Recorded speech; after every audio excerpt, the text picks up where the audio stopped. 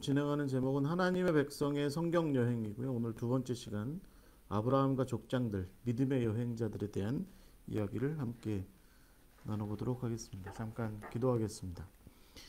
하나님의 은혜를 감사드립니다. 주님께서 우리를 지극히 사랑하셔서 우리로 하나님의 백성 되게 하시고 하나님께서 불러주신 그 사명의 삶을 살아갈 수 있도록 인도하심을 감사드립니다. 주님, 우리가 그 사명 잘 감당할 수 있도록 인도하시고 무엇보다 우리가 아브라함처럼 또 이삭처럼 야곱처럼 그 족장들의 부름받은 그 삶을 따라서 그 교훈대로 우리가 살아갈 때 주님 우리가 복을 누리게 하시고 또 우리의 삶이 만민들에게 많은 사람들에게 복의 근원이 되게 하여 주시옵소서. 우리가 걸어가는 길이 안개와 같고 때로는 의심스럽고 또 어렵다 할지라도 주저하지 않고 그 길을 충성되게 잘 감당하는 우리가 될 수 있도록 인도하여 주시옵소서. 오늘 함께 말씀 나눕니다. 성령께서 주장하여 주시고 은혜되게 하시고 또 결단하게 하시고 순종하는 마음 품게 하여 주시옵소서. 예수 그리스도의 이름으로 기도하옵나이다. 아멘. 자, 오늘 믿음의 여행자들 아브라함 이제 두 번째 이야기 아브라함의 이야기가 되겠습니다. 창세기 11장 10장 정도부터 11장 넘어가서 36장 정도까지의 이야기다 이렇게 보시면 될 것 같습니다. 물론 족장들의 이야기에는 요셉도 사실 들어가요. 그런데 우리가 이제 특별히 제가 지금 진행하고 있는 하나님의 백성의 성경 여행의 전체 흐름에 따라서 볼 때 요셉의 이야기는 아무래도 출애굽의 이야기랑 좀 맞대어서 그렇게 좀 살피는 것이 좋겠다 싶어서 요셉의 이야기는 출애굽에 붙여놨습니다. 요셉도 뭐 족장의 반열에 올라가는 사람이긴 하지만 그래도 출애굽의 이야기에 맞춰서 얘기를 하고 오늘은 야곱 정도까지만 이렇게 이야기하도록 하겠습니다.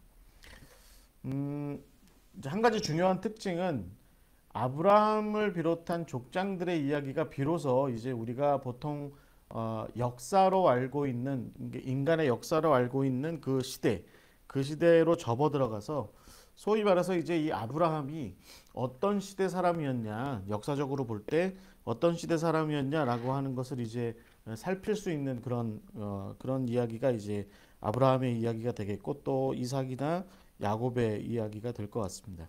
그래서 우리가 그 역사의 이야기를 좀 같이 견주어서 살펴보면 아브라함이 왜 그런 일들을 했는지 행동을 했는지 조금 더 의미 있게 간파할 수 있다. 이제 이렇게 생각하고 우리가 이제 하나님의 백성의 성경 여행 두 번째 이야기 아브라함과 이삭과 야곱의 이야기를 좀 역사적인 맥락에서 그들이 어떻게 해서 족장이라고 하는 그런 이름을 얻게 되었는지 말하자면 한 가문이나 씨족이나 어떤 뭐 말하자면 부족의 그렇게 장이 될 수 있었는지 이야기를 좀 한번 살펴보고 그들의 삶의 특징은 아무래도 좀 거류민, 나그네 뭐 이렇게 이야기할 수 있는 그런 모습이 있는데요. 그런 거류민과 나그네로서의 삶의 정체성이 그들에게 있었고 그런 모습이 어떻게 성경에 드러나는지 그리고 오늘 우리가 만약에 아브라함의 어떤 믿음의 조상 아브라함의 자손이라고 한다면 우리는 어떻게 그 삶의 우리 스스로 하나님의 백성으로서 정체성을 어떻게 세우고 또 삶의 방식을 어떻게 마련해 가야 될지 좀 생각을 해보는 그런 시간이 되었으면 좋겠습니다. 자, 오늘도 저는 변함없이 1시간쯤 해보려고 해요. 그러나 우리 김덕중 목사님 우리 대표님께서 꾸준히 저를 격려하시기를 괜찮습니다.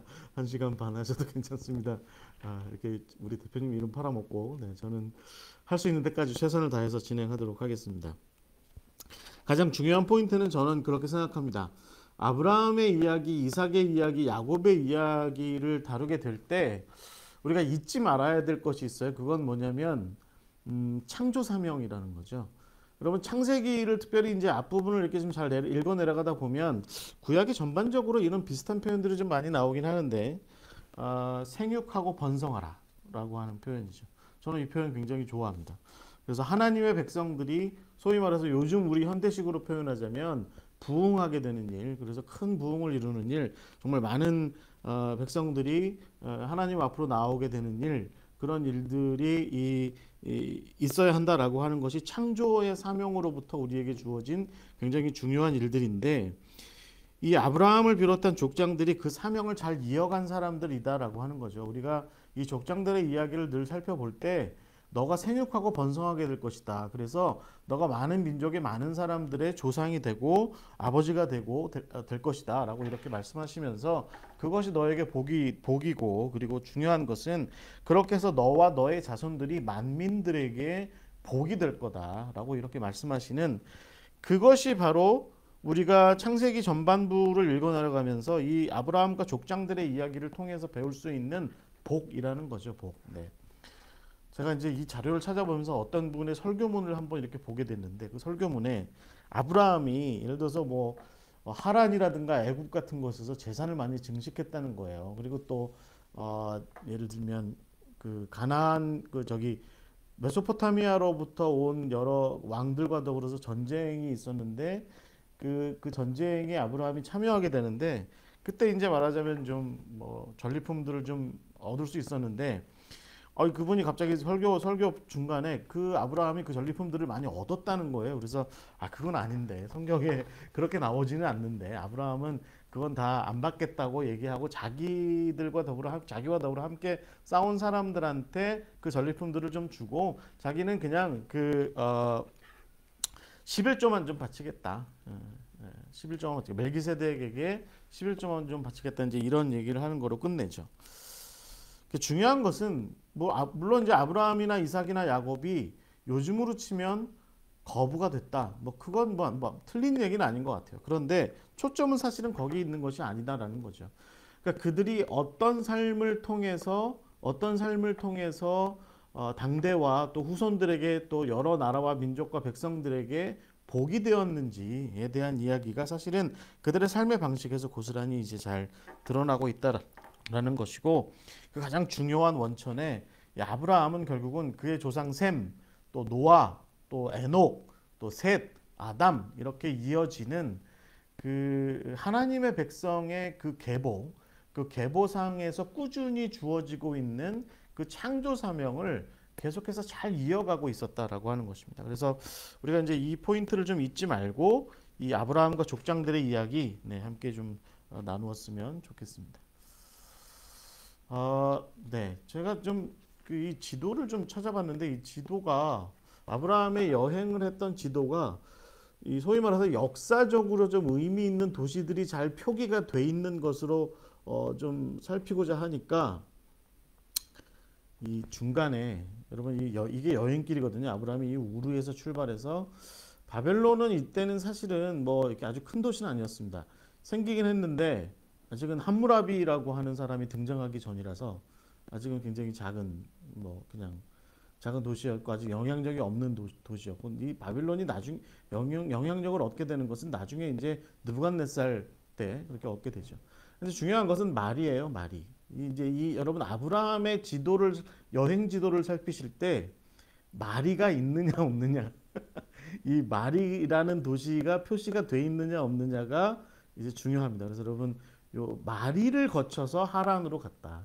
그 다음에 다메섹을 거쳐서 세겜 땅으로 왔다가 베델로 왔다가 헤브론에 갔다가 이집트 갔다가 다시 이렇게 가나안 쪽으로 돌아왔다. 이제 이게 여행길이죠. 여러분 이 여행길이 말하자면 우리가 이제 그 역사가 이야기하는 비옥한 초승달 그러니까 이게 초승달 모양으로 생겼다고 이렇게 아브라함의 여행길이 초승달 모양으로 생겼다고 해서 그런 표현이 나온 게 아니고요. 아브라함이 비옥한 초승달이라고 불리는 아주 그 사람이 좀 살만한 지역을 중심으로 해서 이렇게 여행을 다녔다. 이제 이렇게 이야기를 하죠. 그래서 이 비옥한 초승달 지역을 따라서 여행을 했던 것이 아브라함의 여행이었다. 이런 걸 기억하셔야 되고요. 가장 중요한 것은 이쪽 오른쪽에, 그러니까 동쪽에 메소포타미아 문명이 있고요. 그러니까 인류의 4대 문명이라고 얘기하는 메소포타미아 문명이 있고 서쪽 아브라함의 여행 서쪽 끝에 이집트 문명이 있다는 거죠. 나일강에. 그래서 메소포타미아와 나일강 문명 사이를 이렇게 왔다 갔다 한 거. 그 다음에 말하자면 그 사이, 그러니까 이 메소포타미아 문명권의 영향력과 나일강의 문명권의 영향력의 그 사이 틈바구니에 있었던 이 가나안 여기에 와서 정착했다. 이렇게 좀 우리가 좀 전제를 하고 함께 오늘 말씀을 좀 나눠야 될 것 같아요. 그래서 먼저 여러분 좀 성경의 이야기를 좀 개관을 좀 해보자면, 네, 제가 지난주에 그 그림만 이렇게 턱턱턱 올렸더니 우리 또 대표님께서 목사님 그림만 올리지 마시고 글도 좀 올리셔서 요약적인 뭔가가 좀 보일 수 있도록 하세요. 뭐 이렇게 하셔서 네. 저는 대표님 말씀에 순종을 늘 하니까 네. 요약적인 표현들을 좀 계속 담아봤습니다. 여러분들에게 좀 보탬이 되라고. 가장 중요한 것은 여러분 이제 갖고 계신 이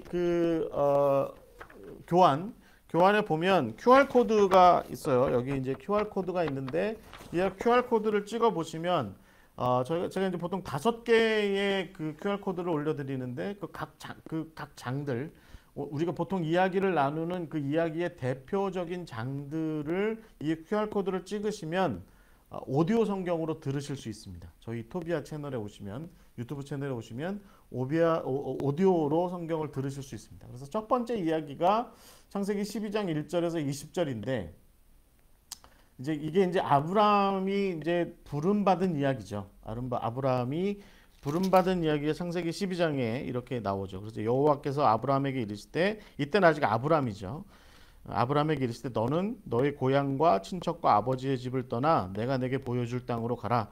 내가 너로 큰 민족을 이루고 내게 복을 주어서 내 이름을 창대하게 하리니 너는 복이 될지라 라고 얘기하는 이 구절의 이야기가 시작이 되는 창세기 12장인데 이야기의 시작은 사실은 11장부터 혹은 10장이나 11장부터라고 좀 보시면 될 것 같아요. 그러니까 노아의 홍수가 끝나죠. 노아의 홍수가 끝나고 이제 노아가 보통 우리가 알고 있는 것처럼 아라랏산에 정착하게 되죠. 그래서 아라랏산 밑자락에 요즘으로 얘기하면 어디죠? 아르메니아, 조지아, 네, 그쪽 땅에 이제 정착하게 되죠. 그리고 나서 거기에서 노아의 후손들이 우리가 알고 있는 셈과 함과 야벳이 퍼져나가게 되는데 이제 거기엔 제가 좀 초점을 많이 안 맞출게요. 왜냐하면 이제 그게 이제 이 셈과 함과 야벳의 자손들이 사실은 고대의 유명한 나라이거나 부족이거나 도시이거나 하거든요. 그러니까 이제 그런 상징적인 의미도 좀 같이 포함하고 있는 것이니까 그렇게 해서 sem과 함과 야벳의 그 자손들이 이제 널리 퍼져나게 되는데 대체적으로 야벳 족속은 그 아라랏산을 기점으로 해서 북서쪽 지역으로 주로 많이 이제 이렇게 포진하게 되는데 문제는 이 함의 자손들이에요. 우리가 보통 그 약간 좀 근본주의적인 성서 해석을 많이 하시는 분들이 함의 자손들이 아프리카 쪽으로 가서 많이 흩어졌고 거기 그래서 이제 뭐 흑인들의 조상이 됐다 이렇게 얘기하는데 성경을 가만히 살펴보면 함의 자손들과 그 셈의 자손들은 서로 대체적으로 제가 조금 전에 말씀드린 이 비옥한 초승달 지역을 중심으로 해서 서로 뒤섞여 살게 됩니다. 이게 굉장히 중요한 포인트입니다. 여러분 창세기 10장과 11장을 읽어 내려가실 때 셈의 자손과 함의 자손들이 서로 뒤섞여 살죠. 우리가 여러분 잘 알듯이 함은 말하자면 아버지 노아에게서 약간 좀 저주스러운 어떤 이야기를 듣게 되죠.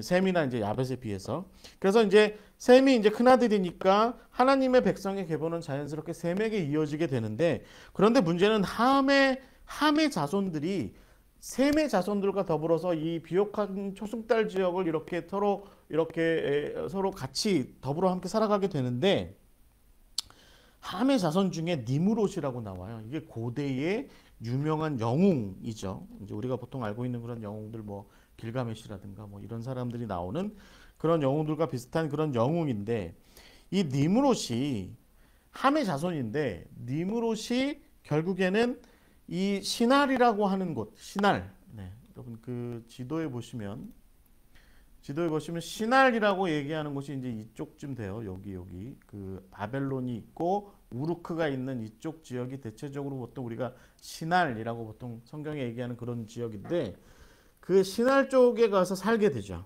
시날 쪽에 가서 살게 되면서 그러면서 거기에서 함의 자손들이 바벨탑을 건설한다는 겁니다.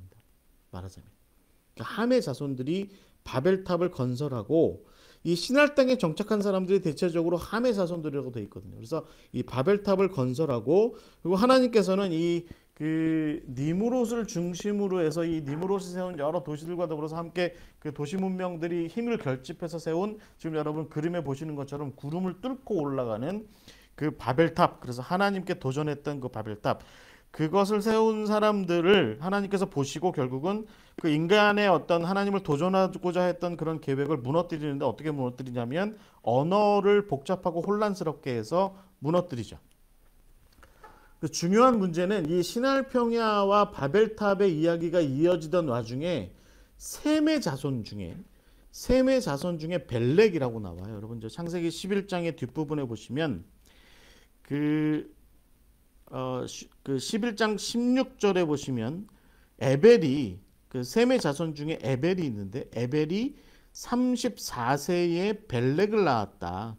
그 벨렉은 낳은 후에 뭐 430년을 지내며 자녀를 또 낳았고 벨렉은 30세에 르우를 낳았다 이렇게 되는데 이 벨렉이 성경에 의하면 적어도 이제 성경이 바라보는 관점 그러니까 이제 어디에 등장하면 역대상 1장 19절에 등장해요. 역대상 1장 19절에 보시면 이 벨렉이 뭐라고 표현되어 있냐면 언어가 혼잡스럽게 되는 시점에 살았던 사람이다 라고 이렇게 나온다는 거죠. 그러면 이게 무슨 얘기겠습니까?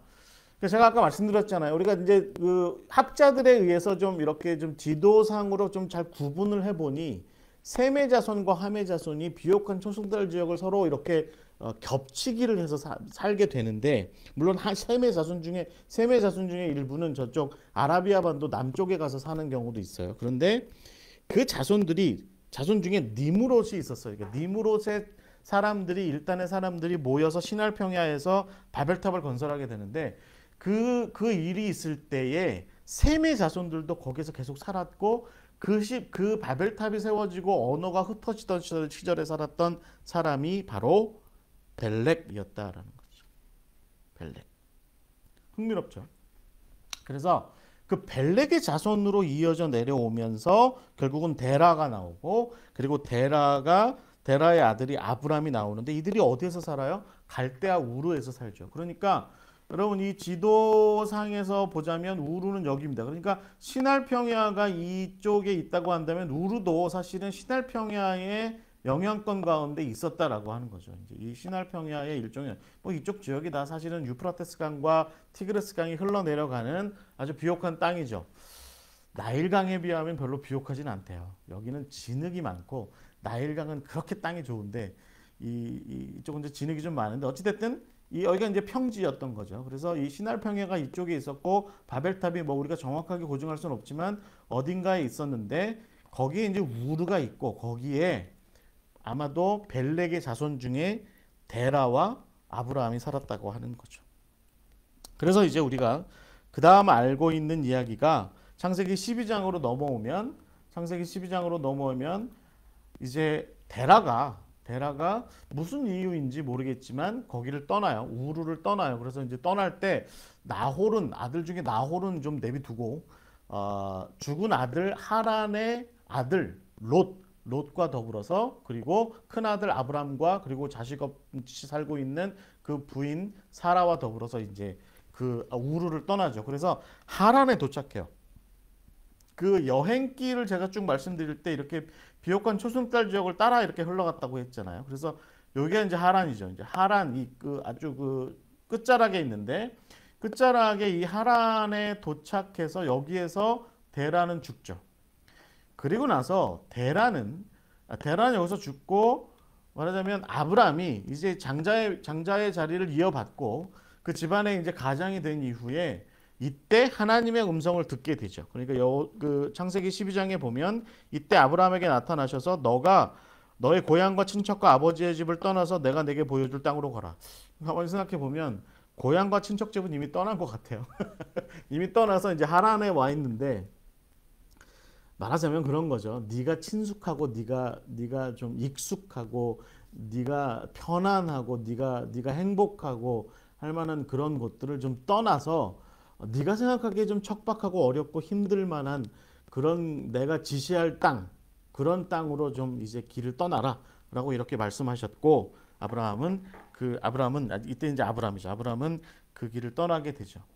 그리고 나서 여러분 이제 아브라함이 롯과 더불어서 사라와 더불어서 여행을 해서 하맛을 지나서 이쪽 지역도 말하자면 좀 살만한 곳인데 여기 우가릿이 있고 또 뭐 아직은 이때는 페니키아 사람들이 정착하기 전이지만 어찌됐든 이 해안 쪽이 좀 살기 좋을 텐데 다마스커스도 괜찮은데 다 지나고 가나안 땅으로 접어 들어가요. 그 왜 그랬을까요? 어찌 됐든 경로는 그래요. 그러니까 티그리스 강과 유프라테스 강이 이제 이렇게 흘러내려오고 하란이 그 끝 지점에 있고 그 다음에는 이제 고대의 무역로가 있는 해안길 따라서 해안길 비아 마리스라고 하는 길을 따라서 이렇게 쭉 내려오는 거죠. 뭐 이쪽으로 뭐 그 대상들의 길로 넘어갈 수도 있지만 어찌 됐든 가나안으로 그렇게 해서 들어와서 성경은 집중하고 있는 것은 가나안에서 이 아브라함이 이제 지낸 거죠. 그래서 세겜을 거쳐서 베델을 지나서 말하자면 이제 헤브론 산지 쪽에서 잠깐 머물다가 이쪽 땅에 기근이 심하게 드니까 먹고 살기 힘드니까 살기 좋을 만한 곳 이집트로 넘어간 거죠. 이집트로. 이집트는요, 여러분 성경을 계속 읽어 내려가다 보면 이집트는 신기한 땅이에요. 그러니까 하나님의 백성의 입장에서 보면 일종의 도피처 같은 곳입니다. 그러다가 저러다가도 굉장히 힘든 일들도 이집트 때문에 많이 겪기도 하지만 예수님도 헤롯을 피해서 이집트로 가셨잖아요. 그러니까 이런 뭐 이건 좀 도피처 같은 그런 곳인데 그곳으로 가서 잠깐 지내다가 다시 올라와서 다시 이제 가나안에서 살게 되는 그런 일들이 있게 되는 것이 바로 우리가 이제 창세기 12장의 이야기가 될 것 같습니다.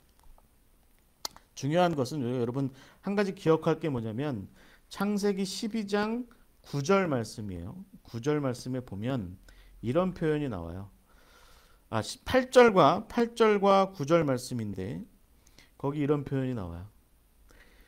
거기서 베델 동쪽 산으로 옮겨 장막을 치니 서쪽은 베델이고 동쪽은 아이라 그가 그곳에서 여호와께 제단을 쌓고 여호와의 이름을 불렀다. 이렇게 되어 있습니다. 그러니까 여러분 중요한 건 뭐냐면 아브라함이 여행을 계속하는 내내 하나님을 계속 불렀다는 거죠. 옛날에 셋의 아들 에노스가 하나님을 예배하기 시작한 이래로 말하자면 아담과 셋의 자손들은 그래서 노아로 이어지고 그 다음에 셈으로 이어지고 또 데라와 또 아브라함으로 이어지는 이 와중에 이 하나님의 백성의 계보에서는 꾸준히 계속해서 있는 일들이 뭐냐면 제단을 쌓는 일입니다. 그래서 하나님의 이름을 부르면서 여호와 하나님의 이름을 부르면서 이때는 아마 야훼는 아니었을 것 같아요.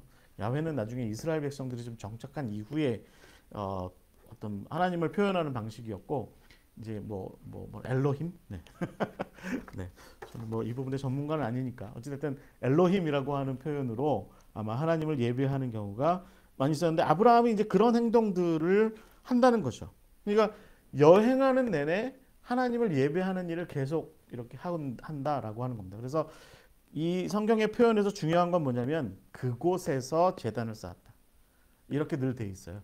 그곳 그러니까 어떤 지명을 딱 지칭하는 대명사가 붙고 그곳 그래서 히브리어로 하자면 하마콤 그곳이라고 하는 표현이 분명하게 나오고 그 다음에 거기에 제단을 쌓았다라고 하는 거예요. 그런데 제단을 쌓는 자리가 계속해서 말하자면 이동하는 거죠. 세겜에서 쌓다가 베델에서 쌓다가 아마 애굽에서는 안 쌓았겠죠. 그 다음에 다시 돌아와서 또 이러기저러 쌓다가 결국은 부엘세바에서 쌓고 뭐 또 나중에 아들 바치느라고 또 저기 모리아산에서도 쌓고 이런 일들이 아브라함에게 계속 있었다. 그러니까 그 모든 여행의 여정에 하나님을 예배하는 일들이 계속 있었다라고 하는 겁니다.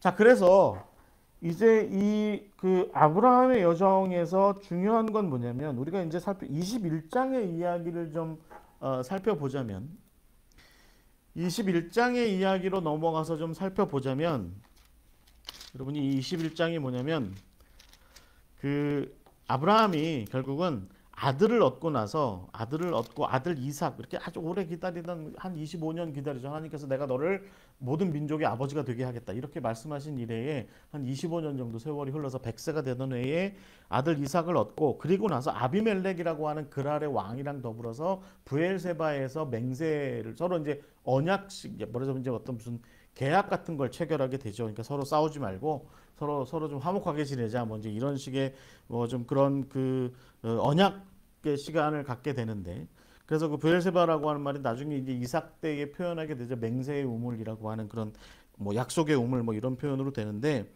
어찌됐든 이 아브라함이 계속해서 그 이후에 근 한 20년 가까이를 애굽에 갔다가 다시 돌아와서 이쪽 지역을 왔다 갔다 이제 이 가나안 지역을 왔다 갔다 하며 살게 된다라고 하는 거죠. 그런데 저는 사실 저도 이제 어렸을 때부터 아브라함은 믿음의 조상이잖아요. 그러니까 이제 항상 믿음이 투철한 사람, 늘 항상 믿음을 버리지 않고 늘 신실했던 사람, 뭐 이렇게 얘기할 수 있었는데 제가 사실은 오늘 제가 좀 아브라함의 이야기에서 그건 이삭도 마찬가지고 야곱도 마찬가지지만 좀 살펴보고자 하는 부분은 뭐냐면 이 양반이 좀 믿음이 없어 보인다는 거죠.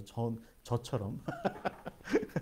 저처럼 여러분이 그러시다는 것이 아니라 저처럼 좀 믿음이 없어요. 그래서 쉽게 의심하고 이게 맞나? 이 길이 맞나? 뭐 이런 생각들을 좀 많이 하게 되는데 그런 좀 자신감 없는 나그네로서의 어떤 자세를 계속 견지했다라고 하는 거죠. 그러니까 여러분 아브라함이 결국은 애굽으로 간 거죠. 그러니까 하나님께서 내가 너에게 지시할 땅의 어떤 기본적인 어떤 바탕은 이 가나안에 있다. 가나안에서 네가 여기서 좀 정착하고 살았으면 좋겠다 이렇게 생각하시는 패턴이 분명히 성경을 통해서 드러나고 있는데 아브라함은 이 비근이 들고 말이죠. 먹고 살기가 힘들어지고 또 가나안 쪽의 사람들이 척박하고 막 그러니까 인심사납고 그러니까 살기 괜찮은 땅 애굽으로 건너간 거죠. 하나님께서는 야, 애굽은 네가 살 곳은 아니야. 제사는 내가 대신에 제사는 좀 불려줄게. 그래서 이제 좀 속된 표현으로 마나님 팔아먹는 그 제수처 속에서 제사를 좀 증식하게 되죠. 그리고 나서 가나안으로 제사를 좀 많이 불리고서 가나안으로 돌아와서 살아가게 되는데 이게 보면 좀 자신 없는 태도들이 계속 있어요. 자신 없는 태도들 그런 와중에 이걸 자신 없는 태도라고 해야 되는 건지 아니면 굉장히 온유한 태도라고 해야 되는 건지 좀 다루기가 모호한 그런 모습이 있습니다. 여러분 성경에 보면 온유함이라고 하는 표현의 영어 단어가 미크인데요. 미크하다. 영어의 미크하다라고 하는 표현도 실제적으로 그래요. 이게 보면 온화한 사람이고 좀 착하고 순진한 사람이기도 하고 그러면서도 맨날 뺏기기만 거듭하는 사람이기도 하고 그러면서도 바보처럼 구는 사람이기도 하고 한 그런 모습이 미크하다라고 하는 온유하다인데 그 온유가 예수님께서 마태복음 5장의 산상수훈에서 온유한 자는 복이 있다라고 말씀하시는 그 온유거든요. 근데 제가 보기 때는 아브라함에게 사실은 이런 모습이 있는 거죠. 저도 사실은 이런 모습이 있거든요. 그래서 저더러 이제 제가 스스로 생각할 때 온유하냐? 네. 별로 온유하지는 않은데 그래서 저도 온유하게 살 때가 있어요. 왜냐하면 저보다 센 사람 앞에서는 온유해져요. 저는 저보다 세고 저보다 강력한 사람, 저보다 좀 힘센 사람 밑에서는 네 알겠습니다 하고 웃어 그러면 웃기도 하고 그러는데 아브라함이 그런 모습이 좀 있지 않은가 싶어요. 왜냐하면 그 다음 얘기에서 창세기 13장에 보시면 롯과의 얘기가 나오거든요. 롯. 이 롯이 말하자면 좀 버르장머리 없는 조카였는지 모르겠어요. 이 롯이 이제 자기 롯의 사람들과 아브라함의 사람들이 서로 싸우니까 양떼를 가지고 뭐 우물 가지고 땅 가지고 막 풀밭 가지고 싸우고 그러니까 아브라함이 안 되겠다 싶어서 롯과 이제 분가를 좀 하려고 하니까 롯이 두 말 안 하고 선뜻 저는 저쪽 사람 살기 좋은 땅 소알 쪽으로 가겠습니다. 이제 헤브론 산지에서 딱 밑에 바라보다 보이는 그때는 아직 소돔과 고모라가 멸망하지 않았고 성경의 표현대로 하자면 사해가 아직 만들어지지 않았던 시절에 성경의 표현대로 하자면 거기 살기 좋은 그 땅에 가서 제가 살겠습니다. 이제 이렇게 얘기하니까 여러분 아브라함이 어떻게 해요? 네가 좌하면 내가 우하고 네가 우하면 내가 좌할 것이다. 네가 선택하는 곳을 네가 그쪽을 선택하면 내가 이쪽을 선택하고 네가 이쪽을 선택하면 내가 이쪽을 선택할 거다. 이런 태도를 취하잖아요. 조카한테 삼촌이 말이죠. 맞아. 큰아버지가 야, 넌 그냥 여기서 살아. 넌 젊잖아. 좀 개척 정신을 가지고 여기 헤브론 산지에서 좀 살아. 여기서 좀 다시 좀 잘 살아봐. 나는 좀 이제 늙어서 이제 좀 편안하게 살래. 저쪽 밑에 가서 물 좋은 곳에 가서 여리고 가까운 곳, 뭐 그쪽 모압 평지 뭐 이런 곳에 가서 좀 살아볼래.라고 얘기를 하지 않고 그냥 조카가 그렇게 선택하니까 삼촌은 그냥 알았어. 그럼 나는 여기 헤브론 산지 이쪽을 할게. 이렇게 한 거죠. 흥미로운 건 여러분 창세기 13장 14절에서 18절에 보시면 하나님께서 아브라함에게 말씀하시는 것의 뉘앙스예요. 대체적으로 설교할 때 이 창세기 13장 14절에서 18절 말씀을 이렇게 얘기할 때, 야, 아브라함아, 내가 너를 복주고 복주겠다. 내가 정말 하늘의 별처럼 바다의 모래알처럼 많은 민족을 너로 이루게 하겠다. 뭐 이렇게 아주 근엄하게 말씀하시는 하나님의 그런 모습이라기보다는 제가 볼 때는 조카 롯한테 땅 뺏기고 조카 롯한테 땅 뺏기고 와서 소침에 있는 아브라함한테 하나님이 오셔가지고, 야, 아브라함 이리 나와봐. 나 좀 따라와봐. 그리고서 헤브론 산지 높은 곳에 올라가서, 야, 이 눈에 보여? 이 땅 다 보여? 이거 내가 너 다 줄게. 너한테 다 줄게. 걱정하지 마. 라고 오히려 아브라함을 좀 다독거리는 것 같은 그런 모습으로 보인다는 거죠. 여러분 어떻게 생각하세요? 아브라함이 항상 호기롭고 막 이랬던 게 아니죠. 그러니까 이 사람도 그냥 사람이었던 거예요. 사람으로서 인생길을 걸어가다가 어느 날 저건 좀 내가 갖고 싶은데 했는데 갖지 못하고 그냥 조카한테 홀랑 뺏기고 나서 소침해 있는 아브라함한테 하나님께서 그렇게 하신 거죠. 그런 와중에 아브라함의 온유한 모습, 이런 모습들이 어디에서 또 나타나냐면, 아브라함이 그 조카 롯이 잡혀가는 국제 전쟁이 있었죠. 그러니까 메소포타미아의 그돌라오멜을 비롯한 왕들이 쳐들어오게 됐을 때, 이제 소알 일대에 말하자면 소돔과 고모라의 왕들을 포함해서 이런 가나안의 여러 도시국가의 왕들이 이제 전쟁을 했는데 패전해요. 그리고 나서 조카 롯이 잡혀가니까, 조카 롯이 잡혀갔다는 얘기를 듣고 아브라함이 자기 가솔들을 이끌고, 이게 좀 대단하죠. 자기 가솔들 그냥 몇백 명 단위 되는 사람들을 이끌고 그 전쟁에 참여해서 그돌라오멜을 쫓아가서 전투에서 이기고, 그리고 나서 자기 조카 롯을 찾아왔고 굉장히 많은 전리품들을 얻어왔다는 거죠. 그때 가나안의 왕들이, 아브라함, 당신도 이 전쟁에서 굉장히 훌륭한 어떤 역할을 했으니까, 나름대로 할 만큼 했으니까 전리품들을 좀 취하시오라고 했을 때, 제가 서두에 말씀드린 것처럼 아브라함은 그걸 취하지 않는다는 겁니다. 그 어떤 전리품들을 취하지 않고 자기랑 도왔던 사람들한테 그들이 좀 얻어야 될 것들을 좀 얻게 하고, 그 자기가 얻은 것 중에 10분의 1을 11조로 멜기세덱에게 바치고 자기는 거기에서 어떤 것도 갖지 않는다는 거죠. 그래서 여러분, 그게 무엇을 의미하겠습니까? 제가 볼 때는 아브라함은, 나는 하나님께로부터 받을 게 있는 사람이야 라는 생각을 한 거죠. 당신들한테서 내가 이 땅에 당신들하고서 뭔가를 내가 거래하고 얻고 그러기보다는 하나님께로부터 뭔가를 좀 받을 사람이야 라고 이렇게 이야기하게 되는 거죠. 그때 창세기 15장 4절에서 7절 그리고 12절에서 16절에 보시면 하나님께서 번제단 위를 이렇게 지나가시면서까지 아브라함을 확실하게 해둡니다. 아브라함에게. 그래서 약속을 확실하게 하죠. 내가 너한테 약속한 거 내가 반드시 이뤄줄 거야 라고 이렇게 얘기합니다. 근데 그 약속의 가장 중요한 포인트가 뭐냐면 아들이거든요.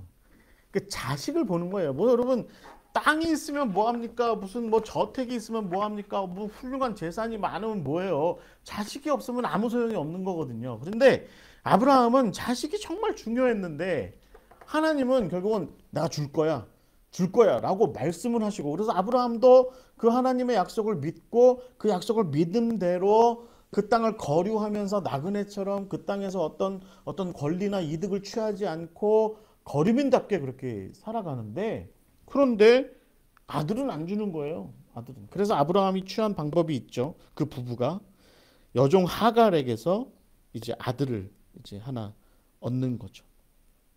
근데 하나님께서 뭐라고 말씀하세요? 아니다. 그 이스마엘도 내가 이스마엘을 통해서 너를 축복하려고 하는 게 아니다. 너와 사라 사이에서 태어날 아들을 통해서 내가 너를 축복할 거다라고 이렇게 말씀하시면서, 그때 하나님께서 아브라함을 또 설득하세요. 그러면서 이름을 바꿔주시죠. 아브람에서 아브라함으로 바꿔주신다는 겁니다.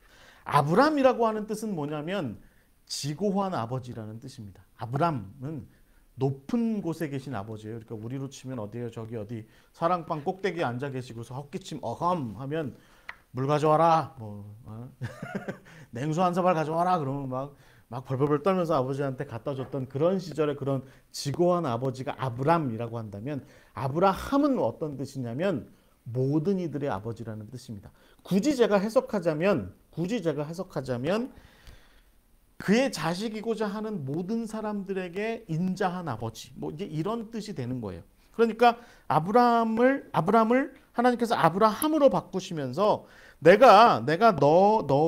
너를 사라와 더불어서 정말 많은 민족의 모든 백성들의 아버지가 되게 하겠다. 이렇게 다시 말씀하세요. 근데도 아브라함은 자식이 없어요, 계속해서. 그래서 어느 날은 아브라함이 아마 이제 텐트 안에 나무래 상수리 나무 아래 텐트 아래 이렇게 앉아가지고 망연자실하고 있었겠죠. 그때 하나님께서 지나가시죠. 이제 소돔과 고모라의 패역함 때문에 그들을 멸망시키기 위해서 지나가시다가 아브라함의 초대를 받아서 텐트 안에 이제 들어가게 되죠. 그래서 그때 하나님께서 아브라함한테 구체적으로 말씀하세요. 뭐라고 말씀하시냐면 내가 내년 이맘때에 너를 찾아올 거야. 여러분 창세기 18장에 보시면 내가 내년 이맘때에 너를 찾아올 거야 이렇게 말씀하시고 그 사라가 이제 살짝 웃죠 그때. 그래서 뭐 이제 태어난 아들 이름이 웃음이라는 뜻의 이삭이라고 이제 이름이 지어졌다라고 하기도 하는데 어찌 됐든 중요한 것은 하나님께서 이때 구체적으로 약속하세요. 그리고 나서 이제 소돔과 고모라가 멸망하고 고모라가 멸망하는 꼴을 보고 나서 아브라함이 이제 다시 남방 쪽으로 네게브 쪽으로 이동해서 브엘세바 근처에서 살게 되죠. 그래서 거기에서 살면서 드디어는 아들을 이삭을 얻게 되는 거죠. 여러분 성경에 이 20장 넘어가면서 20장과 21장을 넘어가면서 아브라함의 태도가 바뀌는 걸 봐요. 자식을 얻고 나니까 아들이 떡하니 생기고 나니까 이제 아브라함이 세상 부러울 게 없게 되는 거죠. 그래서 그 전에는 아비멜렉이 자기 아내 사라를 참 난해한 얘기인데 거의 90세가 다 된 그 늙은 할머니 사라를 아비멜렉이 취하려고 할 때 그때 아브라함이 슬쩍 내줄 태도를 옛날 애굽에서 그랬던 것처럼 내줄 태도를 취했는데 그 다음에 아들이 생기고 나서는 그러니까 그랄 왕 아비멜렉의 종들과 자기 종들 사이에 그 땅 문제 때문에 또 저기 목축을 하는 문제 때문에 영역 다툼을 이렇게 하게 될 때 이번에는 아브라함이 호기롭게 아비멜렉과 더불어 서가지고 그 신하들을 다 옆에다 세워놓고 아브라함이 한 족장으로서 일종의 말하자면 언약식을 합니다. 이게 바로 브엘세바에서의 이제 약속인 거죠. 서로 서약을 해요. 그러면서 서로 상생관계를 하자. 이제 이런 얘기로 흘러가게 되는 거죠. 그러니까 여러분 아브라함은 결국은 처음 하란에서 부름받은 이후에 제가 볼 때는 조금씩 성장해요. 75살 먹어서 무슨 성장이 있냐 그렇게 얘기하지만 성경의 인물 아브라함은 조금씩 잘합니다. 애굽에 갔다가 또 뭐 헤브론에서 살다가 이리저리 절치부심하다가 왔다 갔다 하다가 그렇게 거류하는 삶을 살아가는 가운데 늘 하나님을 예배하며 또 하나님께서 약속하신 그 약속을 기다리면서 거류민으로 살아가는 가운데 아들을 얻게 되고 그리고 나서 결국에 이제 내가 하나님의 약속을 굳건하게 붙들고 이 땅에서 제대로 내가 살아보겠다라는 생각을 이때 이제 갖게 된 거죠. 아브라함이 점점 자라는 모습을 좀 말하자면 성장하는 모습을 보게 되는 거죠. 무명의 아무개가 아니라 아들 이삭과 더불어서 그 땅에서 그 부름받은 땅에서 하나님의 계보를 잇는 당당한 만민의 아버지 아브라함이 이때 이렇게 된 것입니다. 그리고 나서 여러분 이제 흥미로운 얘기가 세 번째로 이제 넘어가게 되면 창세기 24장의 포인트입니다. 창세기 24장. 이삭이 커요. 그래서 여러분 이제 저는 그 얘기는 안 하려고 아브라함은 이제 아들 정말 그 귀한 아들 그 이삭을 하나님께서 바쳐라 했을 때 이제 아브라함이 믿음이 굉장히 세졌나 봐요. 그래가지고 아들 이삭을 그냥 바치게 되죠. 그래서 그 명화의 그림들이 칼 들고 있는 아들 이삭을 죽이려고 하는 그 아브라함의 모습을 우리가 좀 많이 볼 수 있는데 어찌됐든 이제 하나님께서 잘 살려주시죠. 그리고 나서 아브라함이 아들이 다 커요. 아들이 다 커서 이제 장가를 좀 보내야겠는데 그 땅에 어떤 정당한 한 일원이 됐잖아요. 가나안에 뭐 전쟁에서 큰 전공도 세우고 말이죠. 그 땅의 왕 중에 하나였던 아비멜렉 같은 사람들과 정당한 거래의 어떤 요즘으로 치면 MOU 같은 것도 체결하고 말이죠. 그런 일들도 했던 아브라함인데 그 자식 이삭을 이제 자식 이삭을 장가를 보내는데 이 사람이 가나안의 여자를 며느리로 삼지 않는다는 거죠. 저는 이게 굉장히 중요한 포인트라고 봅니다. 창세기 24장에 아주 긴 이야기로 이렇게 나와 있는 긴 이야기로 나와 있는 이 이야기를 가만히 보면 아브라함의 생각에 자기 아들은 저 메소포타미아에 아직 있는 그 나홀의 자녀들에게서 이 며느리를 좀 얻어야겠다 이런 생각을 하게 된 겁니다. 롯의 자녀가 있었어요. 롯의 두 딸이 있었어요. 그런데 그 롯의 두 딸은 아버지하고 결혼했죠. 그래서 이 소위 말해서 이제 그 모압 족속과 암몬 족속을 이루게 되죠. 그래서 이제 거기는 안 돼요.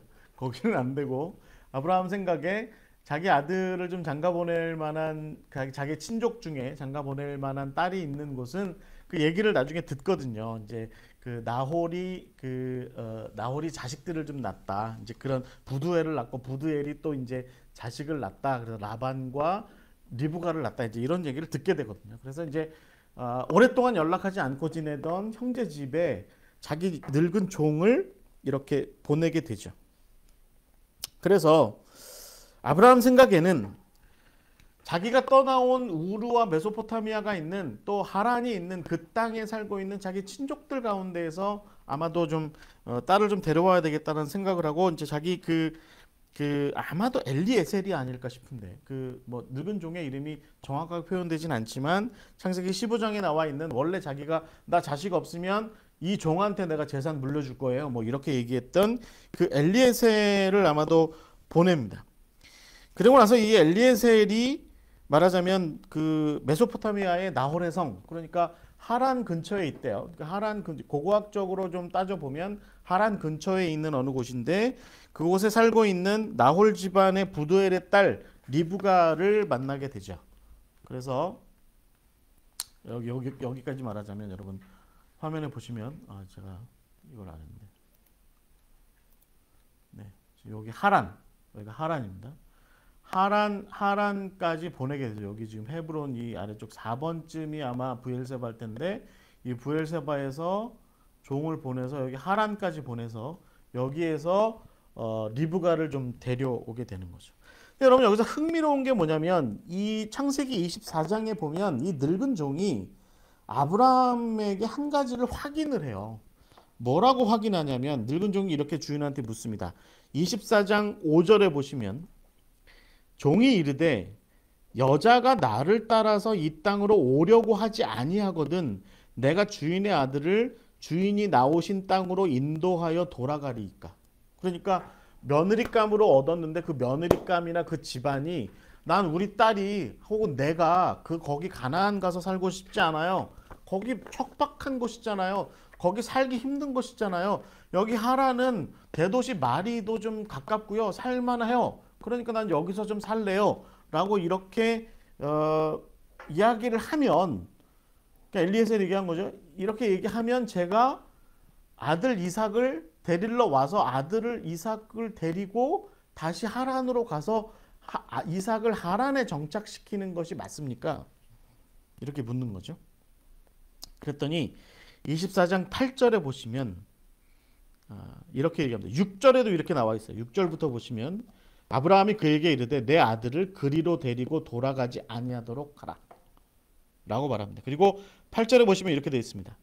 만일 여자가 너를 따라오려고 하지 아니하면 나의 이 맹세가 너와 상관이 없나니 오직 내 아들을 데리고 그리로 가지 말지니라. 그러니까 아들을 처가살이 시키지 말라. 이제 이렇게 이삭을 처가살이 시키지 말라. 이제 이렇게 이야기하는 거예요.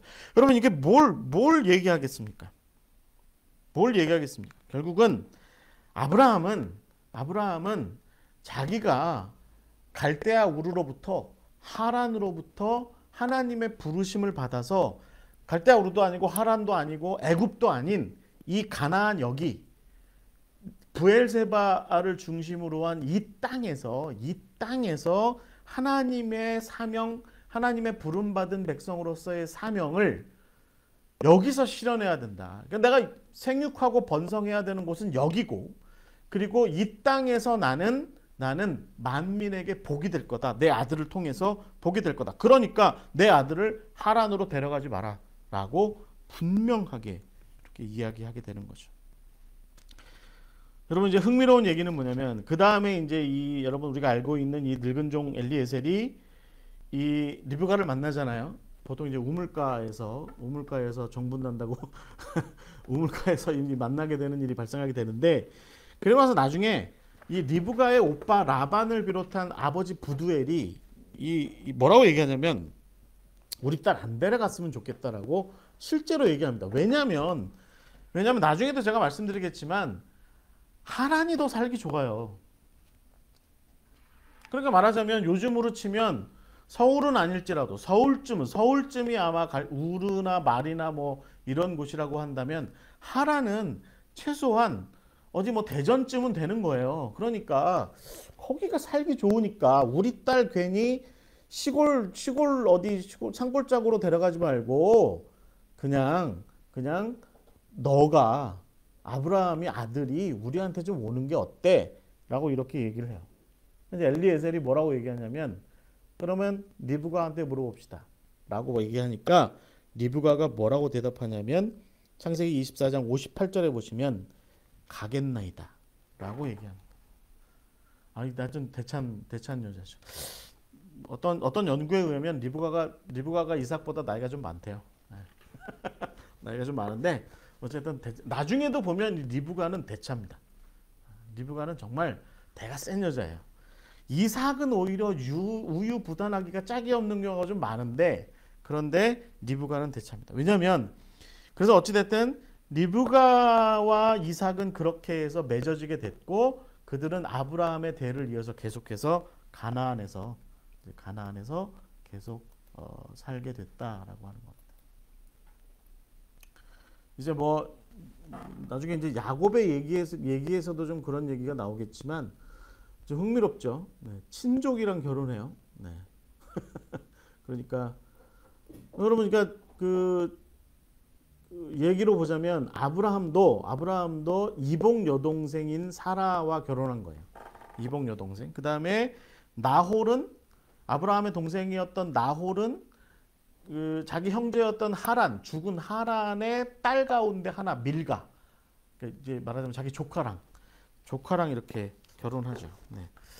이게 이제 근대적 사고 방식에, 그러니까 아주 현대적인 사고 방식에서는 좀 납득하기 어려운 문제인데, 저는 이것을 좀 우리가 좀 영적으로 좀 해석을 해야 된다라고 좀 봐요. 그러니까 여러분, 창세기 앞부분에도 6장이나 이런 데 보시면 하나님의 아들들이 세상의 딸들과 결혼했다, 이게 좀 뒤섞이기 시작했다라고 하는 이런 표현들을 성경이 굉장히 중요하게 다루는 걸로 봐서는, 하나님의 백성들이, 우리가 이 창세기가 계보가 굉장히 중요하다고 제가 말씀드렸는데, 계보를 따져놓고 볼 때 하나님의 백성들이 세상의 계보, 그러니까 가인의 계보죠. 가인과 함의 계보로 이어지는 하나님께 불순종했던 사람들과 뒤섞이는 문제가 사실은 하나님의 백성의 입장에서 볼 땐 굉장히 중요한 이슈였던 거예요. 그래서 족장들, 아브라함으로부터 이미, 아브라함도 그랬고 데라도 그랬고 아브라함도 그랬고, 자기 아들들을 결혼시키는 문제와 관련해서 이방 민족, 다른 어떤 세상의 계보에 속해 있는 여자들을 함부로 데려온 일들을 좀 금하게 되죠. 그 여자들이 문제가 있다 뭐 이런 거보다는 좀 그렇게 생각 안 하셨으면 좋겠어요. 제가 그렇게 무슨 편협함을 가지고 무슨 그런 생각을 가지고 말씀드리는 것이 아니라, 이게 이제 신앙의 순수성, 먼저 이런 것들을 굉장히 중요하게 여기는 대목에서 이런 이야기가 나오고 있다라고 하는 겁니다. 좀 잘 기억하셨으면 좋겠고요. 자, 그래서 우리가 네 번째 이야기로 넘어가게 되면, 이제 이삭으로 이제 넘어오게 되면, 결국은 여러분, 이삭의 얘기가 사실은 아브라함의 얘기에 비하면 이삭의 얘기는 많이 다뤄지지 않습니다. 그런데 성경은 이삭의 이야기가 여러분 뭐 25장부터 26장에 걸쳐서 이렇게 27장 뭐 이렇게 나오는데, 27장부터는 야곱이 주로 더 이제 중심점에 나오게 되고요. 이삭은 25와 26, 27장의 이삭만의 얘기는 거기에 나오는데 특별히 여러분 26장을 집중해서 보시면 결국에는 이 이삭은 아브라함의 삶을 고스란히 이어받습니다.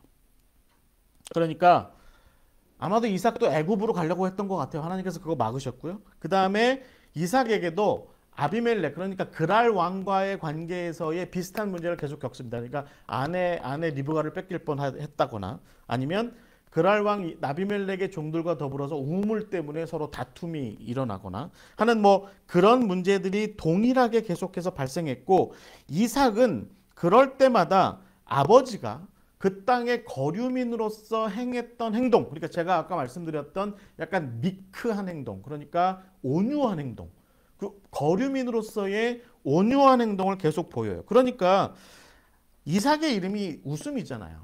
이삭의 이름이 웃음이잖아요. 이게 이제 뭐 사라가 그 잉태 소식을 듣게 됐을 때 내가 여자로서의 나이가 끝난 지가 얼마인데 지금 아들을 낳냐 이제 이런 얘기를 하면서 피식 웃었다고 해서 이삭인데 저는 이 이삭의 웃음이 의미가 있다고 봅니다.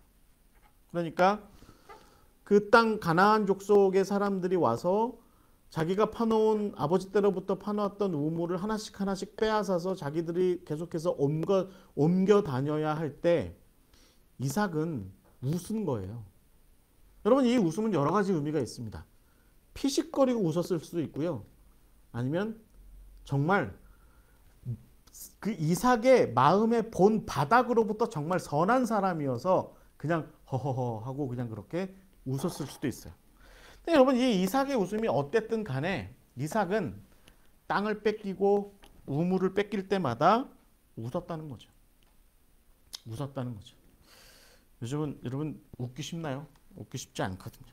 이렇게 웃었다는 거죠. 그리고 무엇보다 여러분 이삭이 26장 창세기 26장 25절에 보시면 거기도 이런 표현이 나와 있죠.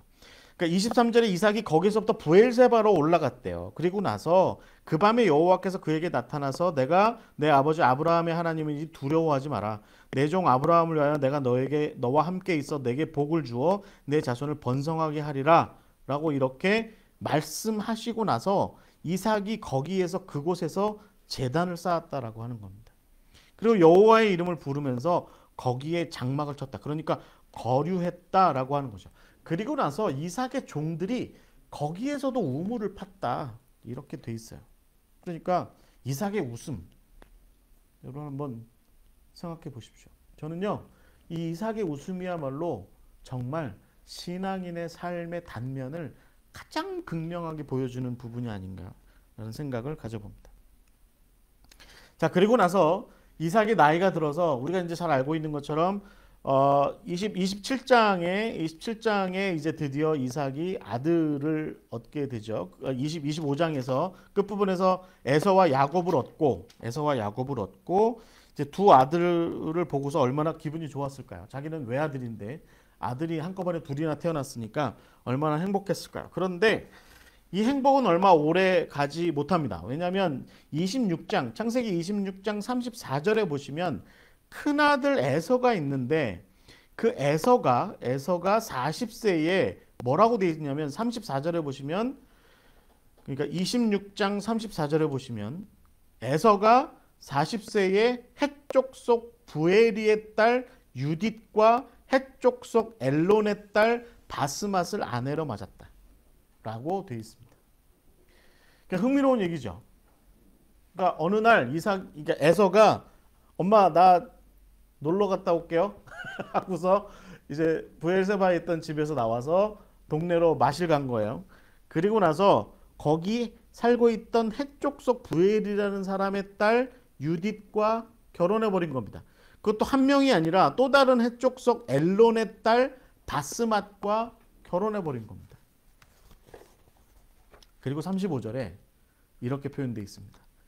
그들이 이삭과 리브가의 마음에 근심이 되었다 라고 되어 있습니다. 그러니까 창세기 26장에서 정말 저는 중요한 구절이 전 이거라고 봐요. 그러니까 이삭과 리브가가 이 에서의 행동 때문에 근심하게 된 거죠. 어느 날 말하자면 요즘으로 치자면 근본도 없는 여자들을 데리고 와서 엄마 내 마누라들라고 이렇게 얘기한 거죠. 그것도 하나도 아니고 둘씩이나 데려와 가지고 내 마누라들이라고 이제 이렇게 얘기한 거죠. 그리고 나서 우리가 알고 있는 이야기가 27장에서 이어지게 된 겁니다. 그러니까 이게 이제 이삭과 리브가가 볼 때 이게 근심거리가 된 거예요. 아, 이거 어떡하나라고 하는 그런 걱정을 하고 있던 차에 야곱이라는 이름이 뭐예요? 야곱이라는 이름이 발 뒤꿈치를 잡다라는 뜻이잖아요. 그러니까 형 에서가 태어날 때 먼저 나갔는데 그때 야 내가 먼저 나갈 거야라고 하면서 형 발꿈치를 잡았다라고 하는 그 이름이 야곱이잖아요. 그러니까 이 야곱이 생각보다 말하자면 좀 계략에 뛰어나고 말이죠. 뭐 이런 사람이거든요. 뭔가 얻고자 하는 일이 있으면 온갖 술수를 다 써서라도 쟁취해내고 뭐 이런 사람이거든요. 그러니까 어느 날 에서가 사냥 갔다 오는데 사냥 갔다 온 형이 배고프다 그러니까 팥죽, 우리로 치면 그게 무슨 콩이죠? 렌틸콩으로 죽을 쑤어가지고 그거를 형한테 주면서 장자의 명분을 나한테 주면 이거 내가 줄게라고 얘기하니까, 그러니까 여러분 26장에 이미 에서는 이방 여자들이랑 해쪽 속의 여자들이랑 결혼을 하는 행위를 통해서 자기가 장자고 하나님의 백성으로서 할아버지 아브라함과 아버지 이삭의 대를 이어야 한다. 그러니까 셈으로부터 노아로부터 저기 에녹으로부터 이어져 내려오는 셋과 아담으로부터 이어져 내려오는 그 하나님의 백성의 생육하고 번성해서 하나님의 백성으로서 이 땅에 충만해라, 이 땅을 다스리면서 이 땅이 복이 되게 해라라고 하는 그 사명을 에서는 쉽게 여긴 거예요. 쉽게 여기는 와중에 그냥 그런가 보다 생각 없이 산 거죠. 그때 야곱이 그 형의 생각 없는 모습을 알고 낼름 그것을 가로챈 거죠. 근데 여러분 팥죽 하나 받아 먹었다고 어떻게 장자의 명분이 그렇게 넘어가겠습니까? 그건 그러니까 에서도 그러니까 말하자면 형제들 사이에 그냥 있을 수 있는 얘기였다 이거죠. 그러니까 형 나 이거 주면 나 장자의 명분 줘. 그러니까 배고프니까 애따 먹어라 하고서 그냥 그렇게 농담 삼아 그렇게 해버렸는데, 우리가 알고 있듯이 실제로 나중에 그런 일이 벌어지게 된 거죠. 근데 여러분 결국은 이 일은 어머니 리브가의 역할이 강하게 작용한 겁니다. 여러분 27장 46절에 보면, 제가 이제 그 앞에 얘기들은 다 그냥 넘어갈게요. 우리가 잘 알고 있는 얘기니까. 그냥 어떻게 해서 야곱이 이삭에게 장자의 명분의 그 축복을 받게 됐는지 얘기는 리브가와 더불어 짜고 쳤던 고스톱 같은 그런 얘기는 우리가 다 아니까 넘어가고, 27장 46절에 리브가가 이삭한테 한 얘기가 있어요. 이렇게 되어 있습니다. 리브가가 이삭에게 이르되 내가 햇사람의 딸들로 말미암아 내 삶이 싫어졌거늘 야곱이 만일 이 땅의 딸들 곧 그들과 같은 햇사람의 딸들 중에서 아내를 맞이하면 내 삶이 내게 무슨 재미가 있겠냐 라고 이렇게 얘기한 거죠. 그러니까 이 이삭은요 에서한테 축복을 해줘야지 이제 이런 마음이 있었을 거예요. 그런데 냉큼 야곱이 받아 먹으니까 그걸 가로채 가버렸고, 또 리브가가 옆에 앉아가지고 이 데센 마나님이 옆에서 여보 그 말이야 그 에서가 그렇게 결혼한 것도 내가 마음에 안 들어 죽겠는데 야곱마저 그러면 되겠어? 라고 이렇게 얘기하면서 야곱을 자기 오빠인 라반한테 보내자라고 이야기를 할 때, 이삭이 28장으로 넘어가시면 이삭이 자기 아버지 아브라함이 엘리에셀에게 했던 얘기를 하는 거죠. 너는 가나안 사람 딸들 중에서 아내를 맞이하지 말고 일어나 밧단아람으로 가서 내 외조부 부두엘의 집에 이르러 거기서 내 외삼촌 라반의 딸 중에서 아내를 맞이해라 라고 이야기한 거죠. 그래서 여러분 이것은 결국은 아브라함과 이삭의 그 다음에 이 리브가의 생각에서 정말 중요한 것은 뭐냐면, 생육하고 번성하는 일에서 부부가 짝을 맺고, 그러니까 어떤 일련의 사람들이 하나님의 일을 위해서 서로 연합하고 동거하고 함께 살아가며 그 일을 함께 해나가는 일에서 동일한 마음을 품고 있는 사람들과 더불어 함께하는 일은 무엇보다 중요하다라는 이야기를 하고 있는 거죠. 네. 저는 이런 얘기를 생각하면서 그런 마음을 좀 가져봐요. 우리가 교회를 운영하는데 교회의 문턱이 낮아야지 라고 이야기를 하는 것이 꼭 옳은 건지에 대해서 한 번쯤 생각해 봐야 돼요. 그러니까 물론 누구나 다 교회에 들어와서 하나님의 백성이 될 수 있습니다. 하지만 누구나 다 하나님의 백성이 다 된다면 그것 또한조차 하나님의 백성으로서 온전한 모습은 아닐 수도 있다. 그러니까 우리가 약간 긴장감을 좀 가져야 한다라는 생각을 좀 가져보게 됩니다. 그렇게 해서 여러분 결국은 이 야곱이 에서가 이제 죽이려고 한다는 얘기를 듣고 또 이제 아버지와 어머니의 얘기를 듣고 하란으로 출발하게 되죠. 그래서 하란으로 가던 길에 여러분 이 화면에 보시는 것처럼 베델, 이때는 그 베델이 아니라 다른 이름으로 불리게 되었죠. 숫꽃이라고 불렸죠. 그래서 여기에서 머물면서 루스라고 하는 곳이었는데 여기에서 머물면서 우리가 알고 있는 그 하나님의 사닥다리가 내려오고 뭐 이제 계단이 내려오고 천사들이 왔다 갔다 왕래하는 것을 보게 되고, 그리고 하나님께로부터 네가 이 땅에서 너의 할아버지와 아버지의 사명을 계속해서 이어간다면 내가 너에게 정말 큰 복을 내려줄 거다라고 하는 그런 이야기를 듣고 그 땅을 베델이라고 이름 짓고 이제 그만의 야곱의 여행을 이제 떠나게 되는 겁니다. 그래서 여러분 야곱은 아브라함과 여행길이 반대길이었죠. 그러니까 야곱은 이집트 쪽으로 가지 않았고 사실은 하란 쪽으로 넘어간 겁니다. 지금 화면에 보시는 것처럼 이 가나안에 있다가 뭐 그 사람은 가고 싶지는 않았겠죠. 야곱은 사실은. 그런데 어찌됐든 하란으로 넘어가서 하란에서 라반의 집에 머물면서 여러분 우리가 잘 알고 있는 것처럼 레아와 라헬, 빌닷과 실바 뭐 같은 4명의 부인을 얻고 12명의 아들을 얻고 최소한 디나라고 얘기하는 한 명의 딸, 아마도 딸은 더 있었을 것 같아요. 근데 하여튼 한 명의 딸을 더 이제 이렇게 얻게 되죠. 그래서 거기서 나름대로 크게 이렇게 성장하고 말하자면 할아버지와 아버지가 애굽 땅과 가나안 땅에서 나름대로 이렇게 좀 부유하게 되었다고 한다면 야곱은 전적으로 삼촌 밑에 살면서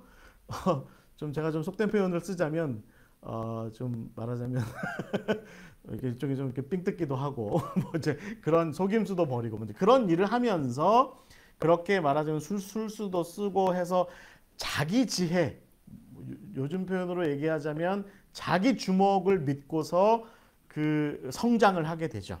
그리고 나서 여러분 그 29장을 넘어가서 30장을 넘어가서 이제 우리가 잘 알고 있는 31장으로 넘어가면 야곱이 이제 결국에는 재산을 크게 얻고 나서 삼촌한테 제가 이제 일가를 다 이루었으니까 뭐 아들도 12명이나 되고 뭐 이렇게 되니 마치 롯이 아브라함을 떠났듯이 야곱도 삼촌 라반을 이제 제가 떠나겠습니다라고 얘기해요. 그때 하나님께서 야곱한테 뭐라고 말씀하시냐면 네가 태어난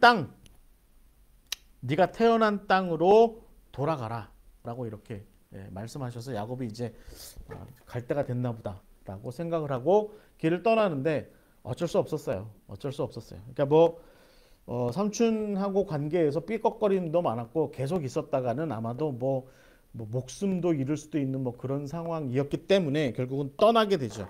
나중에 삼촌이 막 쫓아오기도 하지만 어찌됐든 서로 사이에서 이제 뭐 미스바라고 하는 곳에서 서로 이제 뭐 이쪽 요단 서편에 있는 미스바 말고 요단 동편의 길르앗 쪽에 있는 미스바에서 서로 이제 화친을 하고, 그리고 야곱은 우리가 알고 있는 것처럼 가나안 땅으로 이렇게 돌아오게 되죠. 여러분 여기에서 우리가 이제 이 야복 강가에서 그 야곱이 얻게 되는 이스라엘이라고 하는 그 이름을 보게 됩니다. 근데 저는요 야곱의 이야기도 가만히 보면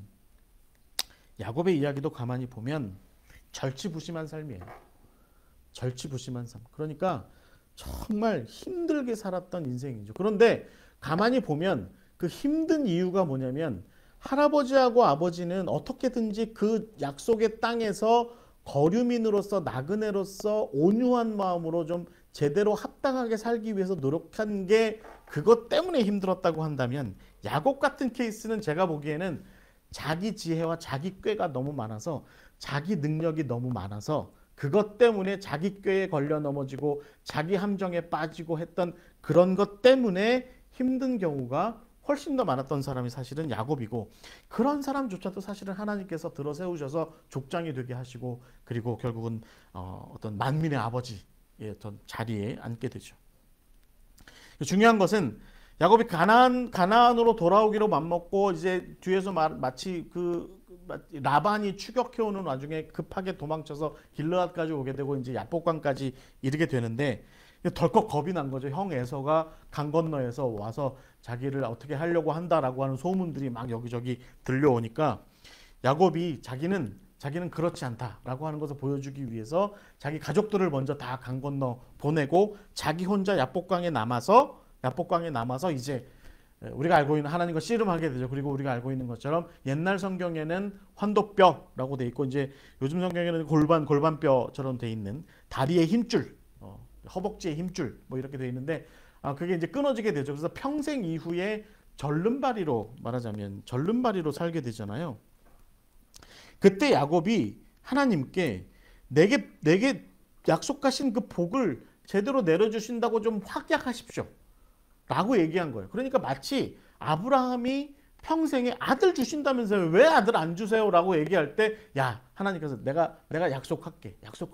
약속한다. 내년이야. 라고 이렇게 자꾸 말씀하시면서 내려주실 복에 대한 어떤 확약을 계속 이렇게 하신 것처럼 야곱도 결국에는 옛날에 베델에서 저한테 약속하셨잖아요. 저 강 건너가면 이대로 죽는 거 아니죠?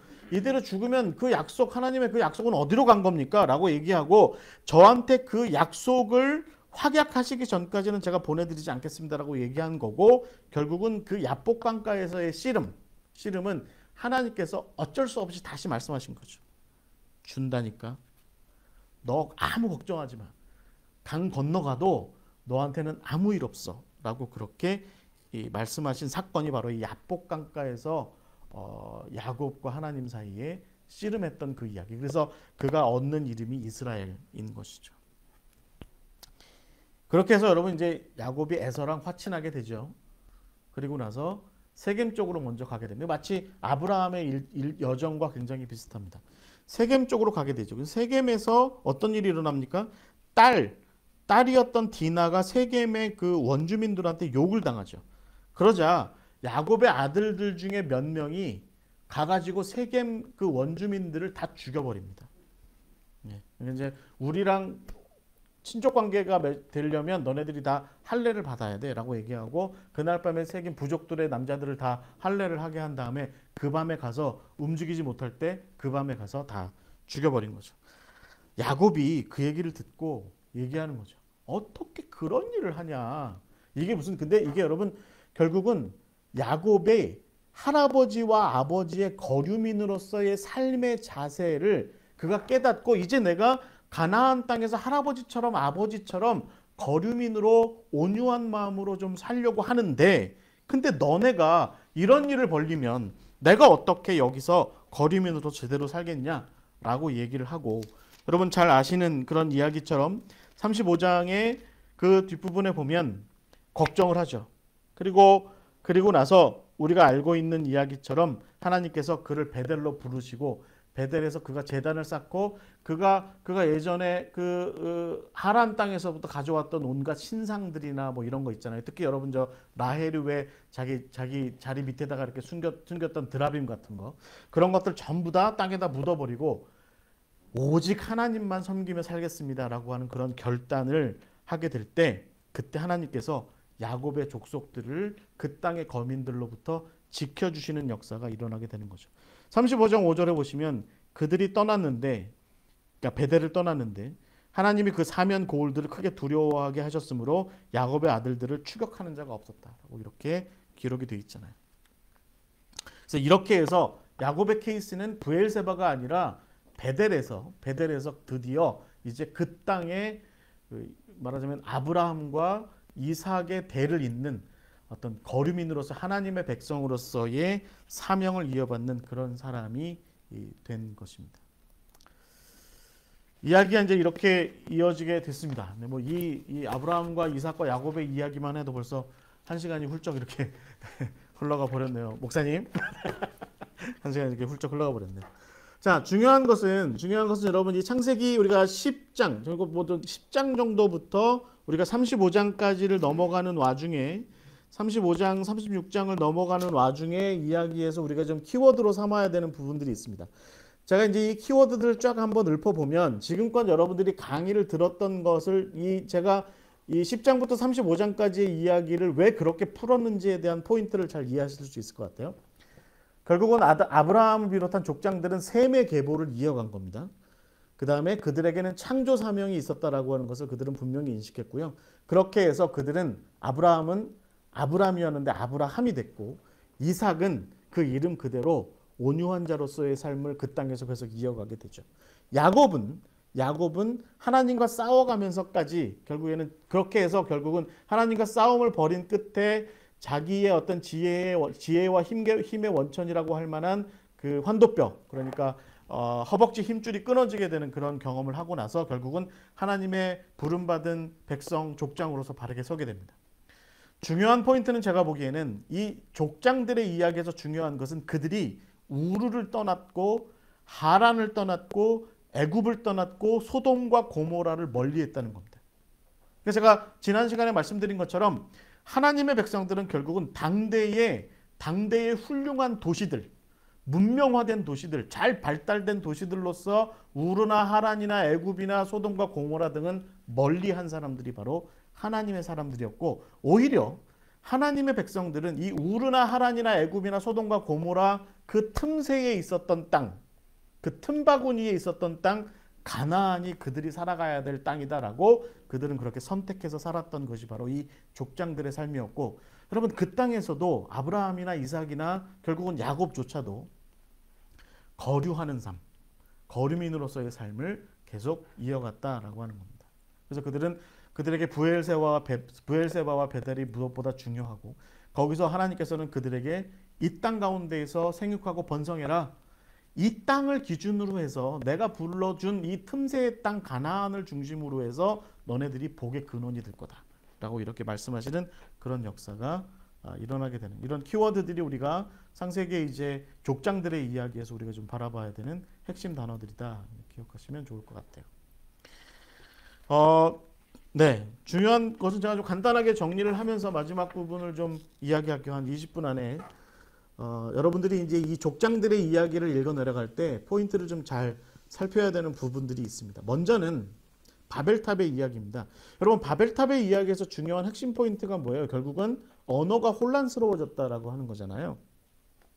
그러니까 이런 것들이 고대 근동의 어떤 역사를 연구하는 사람들 틈에서도 이 성경에 나오는 바벨탑의 사건, 언어가 원래 하나였는데 여러 언어들로 혼잡하게 됐다라고 하는 그런 이야기. 그러니까 아브라함이 태어나기 이전의 이야기죠. 그러니까 벨렉이 살았던 시절의 그런 이야기가 오래전에 고대 근동 지역에 수메르인들이 기원전 3000년 전쯤에 정착해서 그들의 그 수메르어라고 하는 것, 그 다음에 그 이후에 아카드 사람들이 등장해서 아카드어라고 하는 것을 중심으로 고대의 그 근동의 문명을, 메소포타미아의 문명을 이루었다라고 하는 것에 초점을 많이 맞춰요. 근데 흥미로운 건요, 여러분, 수메르인들이 수메르어를 중심으로 해서 우리가 알고 있는 수메르 문명을 일으켰고, 그 수메르 문명을 뒤엎은 사람들이 아카드 사람들이에요. 근데 아카드어를 발전시키죠.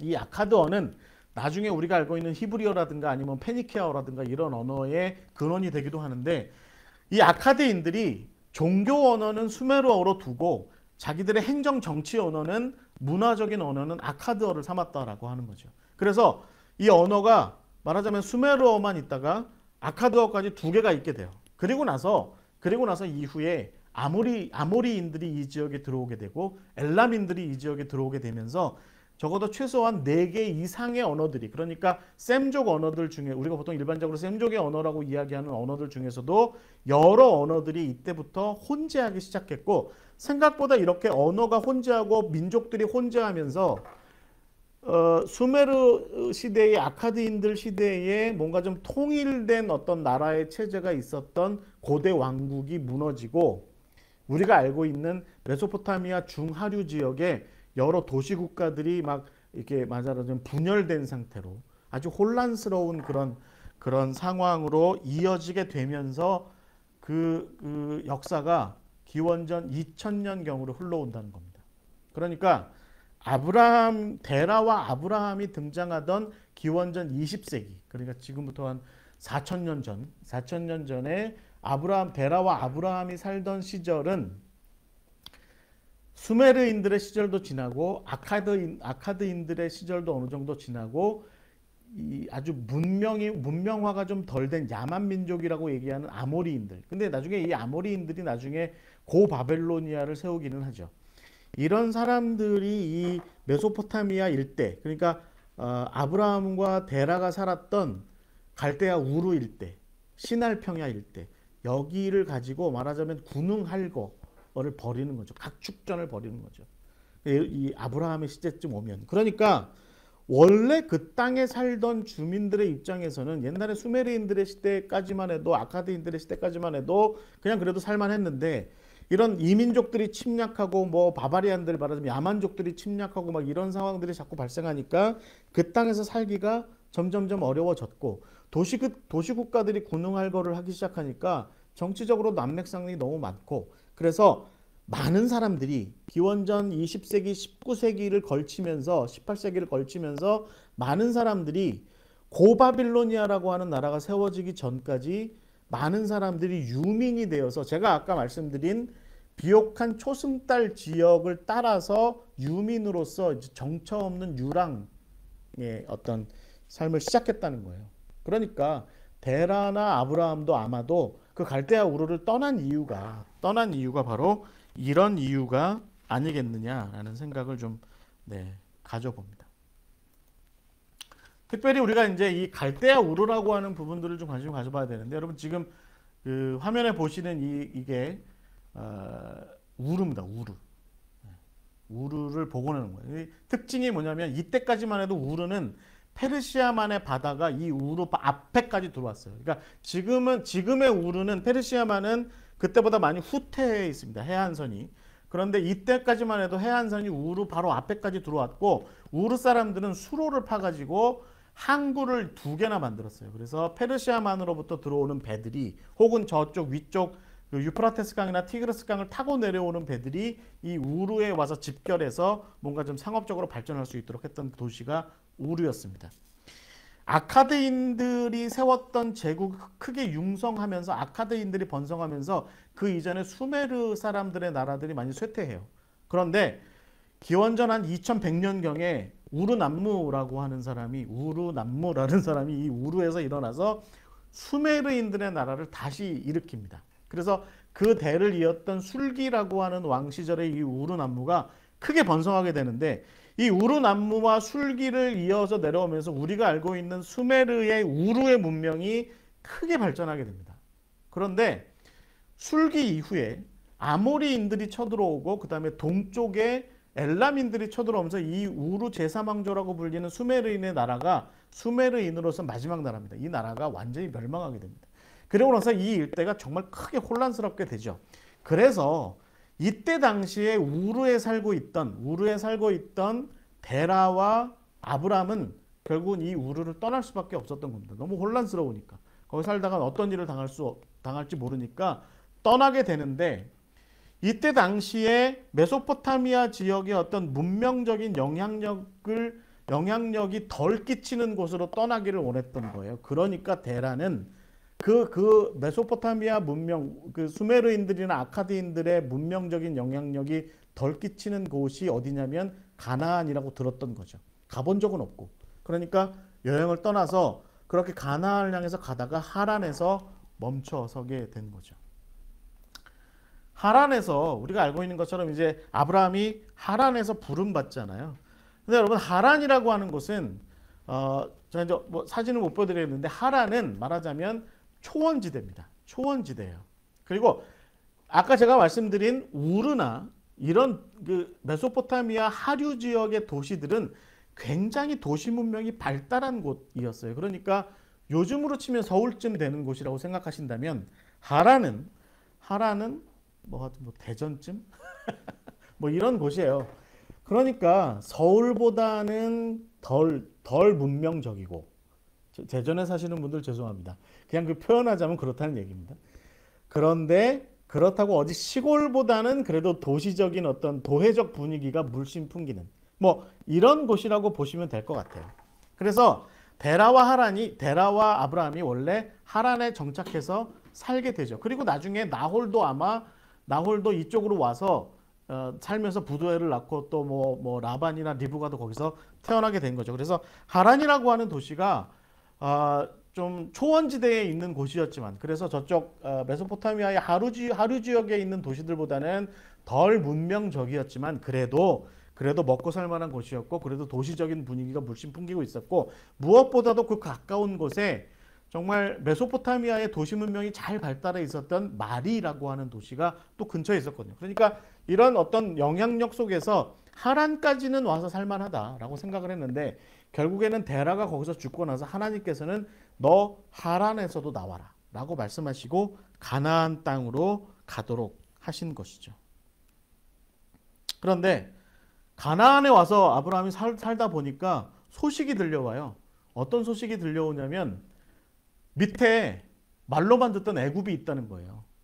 조금만 더 가면 애굽은 자기들이 왔던 우르크나 뭐 이런 도시들보다, 그리고 뭐 말이나 하란 뭐 이런 곳이 있는 곳보다 지금 한참 융성하고 있다. 정말 잘 발전된 나라가 애굽이라는 얘기를 듣게 된 거죠. 실제로 여러분, 아브라함이 이런 여행길을 할 때쯤에 애굽은 우리가 소위 말하는 애굽의 역사가 고왕국, 중왕국, 신왕국 이렇게 나누어지는데 중왕국 시절이었습니다. 그래서 중왕국이 이제 막 시작하던 시점이에요. 그래서 11왕조, 12왕조가 이때 나타나게 되는데, 그래서 11왕조가 이 이집트의 분열을 통합하고 나라를 통일한 다음에 12왕조로 넘어오면서 애굽은 말 그대로 이제 본격적으로 근동에 아주 잘 발달된, 문명이 더 발달된 훌륭한 나라로, 안정된 나라로 발전하게 됩니다. 발전하게 돼요. 그러니까 이렇게 발전하게 되는 이런 와중에 아브라함은 결국은 애굽까지 가게 되죠.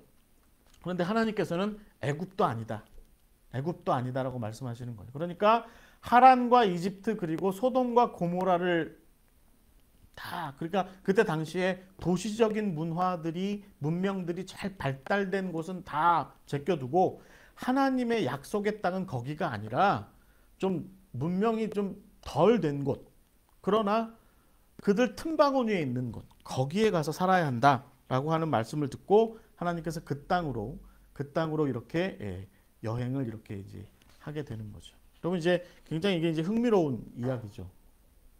그래서 우리가 이제 성경을 읽어 나아갈 때 뭐 제 성경 공부를 들으시면서 어떤 분들은 나는 도시가 좋은데 나도 떠나야 되나 뭐 이런 생각을 하실 수 있는데, 제 이야기를 좀 끝까지 들어보세요.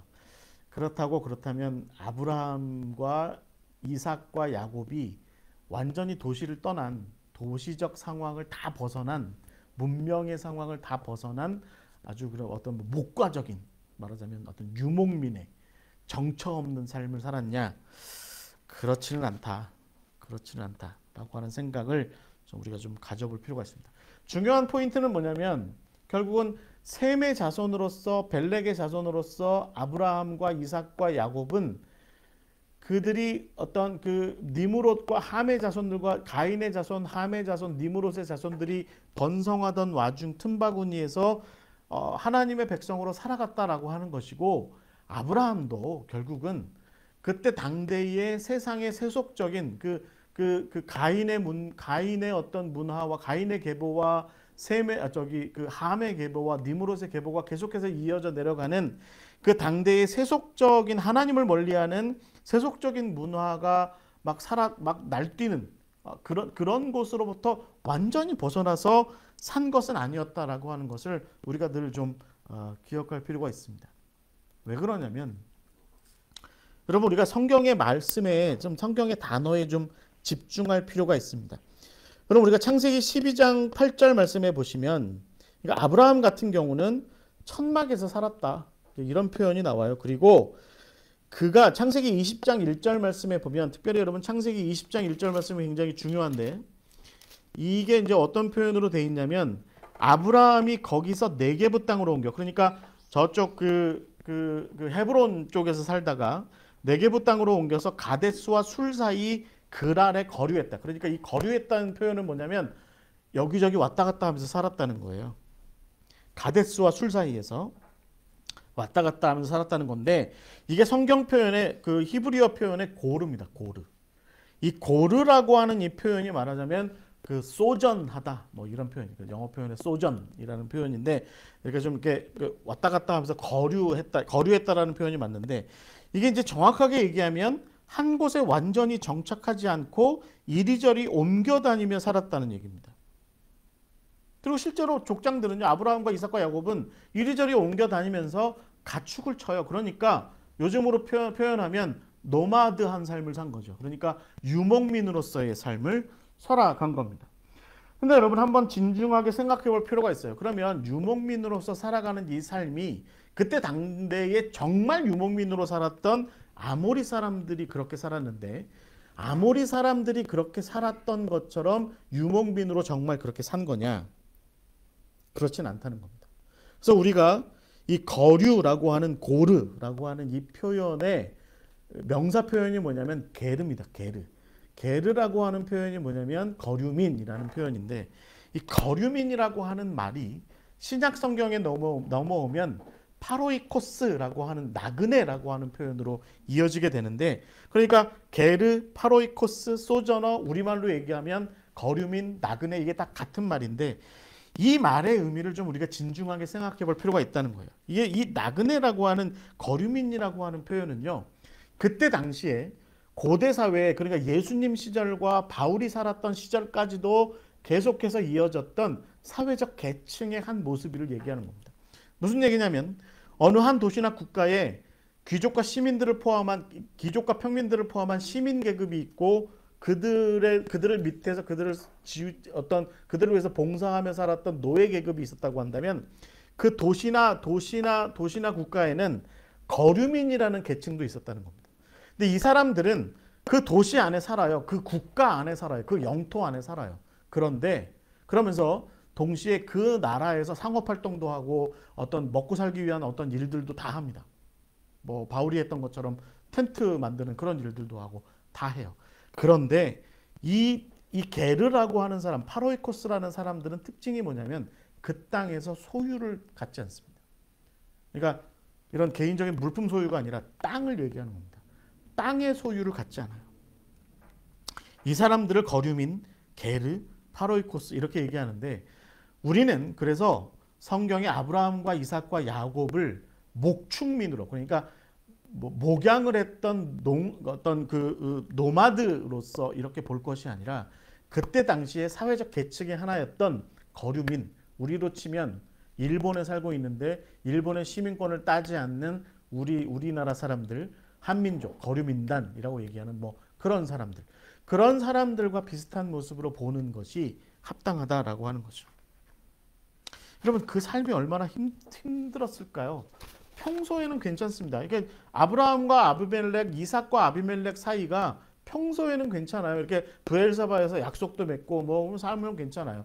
그런데 야곱의 아들들이 세겜에서 벌인 일처럼 그 땅의 거주민들을 향해서 어떤 폭력적인 사건이 발생하거나 혹은 뭐 야곱의 집안이 어떤 개입하지 않았는데 어떤 일단의 폭력 사건이 발생했는데 그것이 원인이 누구냐고 따지고 들었을 때 쉽게 희생당하거나 어떤 어려움에 처할 수 있었던 사람들이 누구냐면 이 거류민이라는 거죠.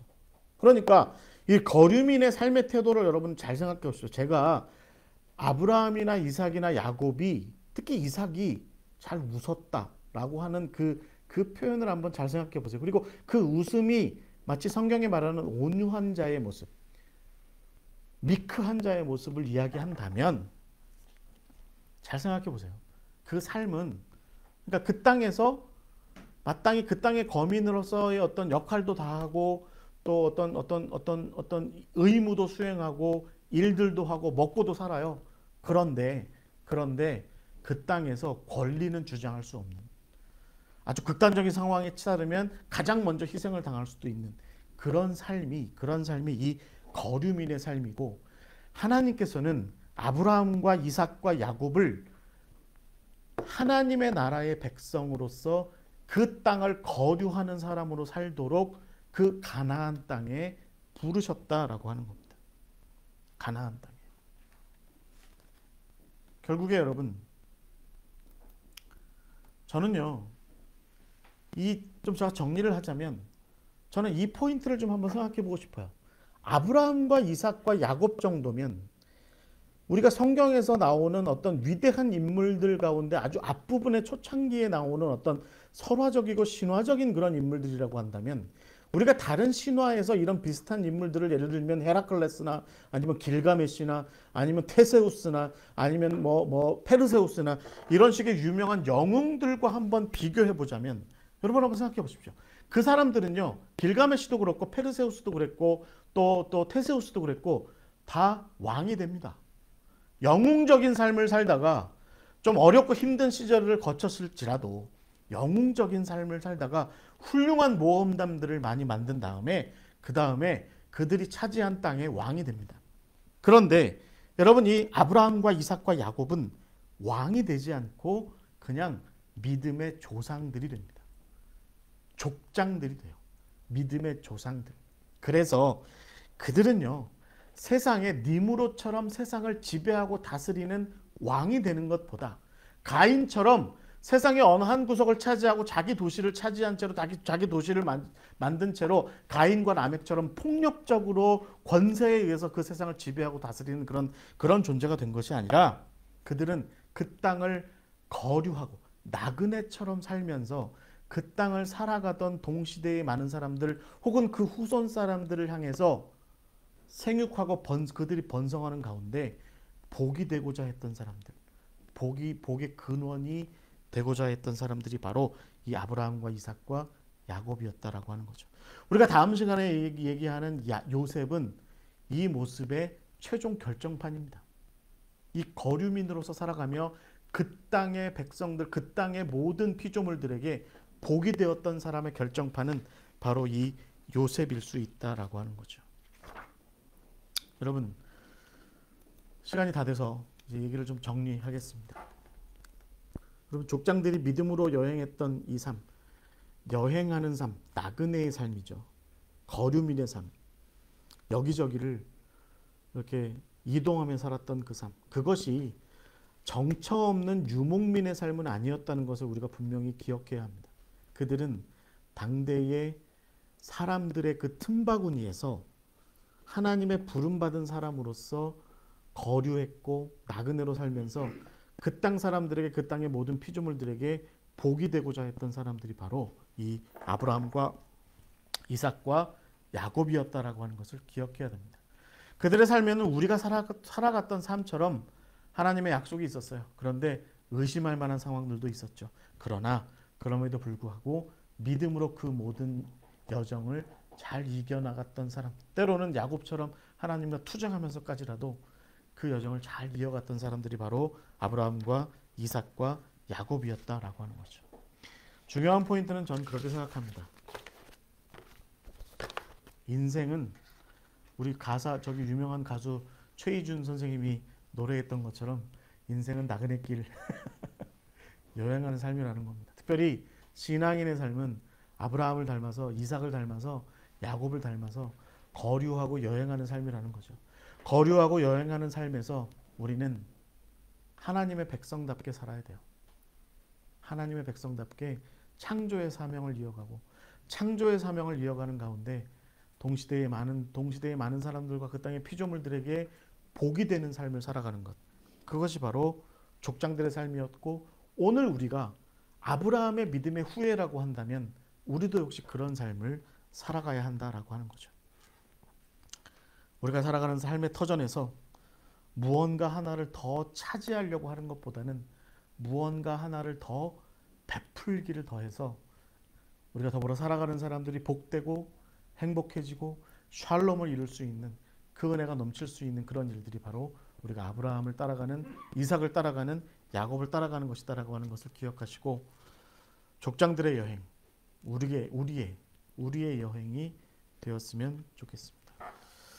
자, 이제 오늘 이제 성경 공부 이렇게 마치겠고요. 다음 주에는 요셉의 이야기를 좀 다루고, 그리고 출애굽의 이야기를 좀 다뤄보도록 하겠습니다.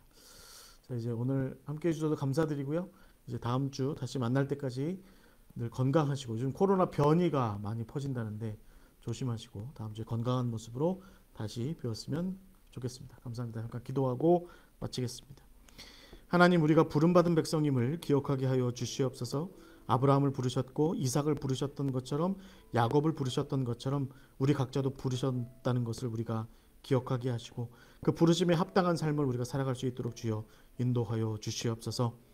이 땅 가운데서 우리에게 풍족한 것은 없다 할지라도 우리가 누릴 만한 것, 우리가 행복할 만한 것은 그렇게 많이 없다 할지라도 주께서 우리에게 맡겨주신 사명의 기쁨이고, 주께서 우리에게 맡겨주신 과제가, 그 헌신이 우리에게 행복임을 우리가 기억하고, 우리가 창조의 사명을 잘 이어받아서 이 땅의 많은 사람들을, 피조물들을 기쁘고 행복하게 하는 그것이야말로 우리가 신앙의 여정을 이어가는 가운데 귀한 은혜의 발걸음임을 우리가 기억하게 하여 주시옵소서. 우리가 참으로 은혜로울 수 있는 길은 바로 아브라함의, 이삭의, 야곱의 믿음의 여행, 그 길을 따라가는 것임을 우리가 기억하게 하여 주시옵소서. 예수 그리스도의 이름으로 기도하옵나이다.